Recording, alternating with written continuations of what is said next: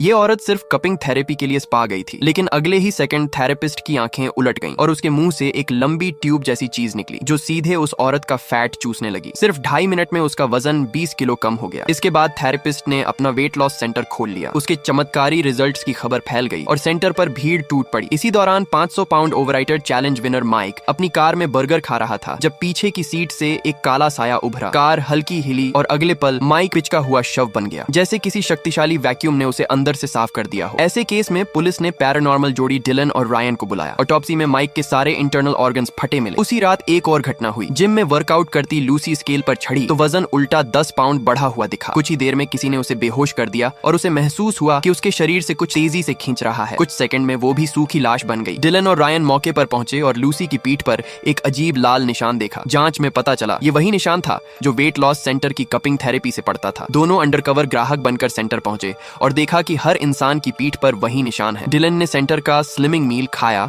और तुरंत बेहोश हो गया। रायन समझ गया खाने में स्लीपिंग पिल्स मिलाए जाते हैं ताकि फैट चूसने की प्रक्रिया आसानी से हो सके। थेरेपिस्ट को जांच का पता चल गया। वो घबराकर फैट से भरा कप फेंकने लगी, लेकिन खुद को रोक नहीं पाई और थोड़ा खा लिया। उसी वक्त उसकी आंखें फिर उलट गईं और मुंह से वही सक्शन पैड बाहर निकला। पीछे से गन कॉक हुई। डिलन पहुंच चुका था। थेरेपिस्ट ने खुद ही सच बता दिया। वो पेरू की एक रेयर स्पीसीज है जो सिर्फ फैट खाकर जिंदा रहती है। उसका कहना था कि वो किसी को मारना नहीं चाहती, बस दोनों का फायदा हो रहा था। लोगों का वजन घट रहा था और उसका पेट भर रहा था। लेकिन डिलन जानता था उसकी थेरेपी से 2 मौतें हो चुकी थीं। तभी थेरेपिस्ट ने असली राज बताने के लिए मुंह खोला।